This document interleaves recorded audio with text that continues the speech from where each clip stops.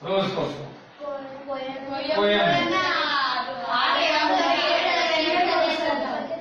ಅಂದ್ರೆ English poems ಅನ್ನ ನಾವಲ್ಲಿ ಹಾಕೋದ್ ಮುಖಾಂತರ ನಾವೇನ್ ತಿಳ್ಕೋ ಶೈಲಿ ಮತ್ತೆ ಆ ಶೈಲಿ ಅಂದಾಗ ಅದೇ ರೀತಿ ನಾವು ಇಮಿಟೇಟ್ ಮಾಡಿ ನಾವು ಕಲಿಬಹುದು ಅನ್ನೋ ಅಪೇಕ್ಷೆ. ಬರೀ ಪ್ರೋಸ್ ಪೊಯಮ್ಸ್ ಎರಡೇ ನೋಡ್ಬೋದ ನಾವು? ಗ್ರಾಮರ್ ಪಾಯಿಂಟ್ಸ್ ಅಲ್ಲಿ kinds of sentence, direct speech, speech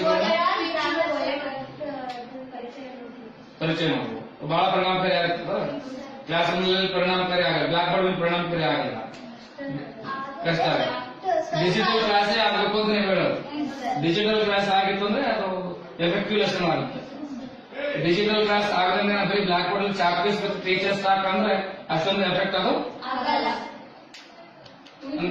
English ನಾಗ ಯಾವ ಪದ್ಯ ನೋಡಿರಿ? ಇಂಗ್ಲಿಷ್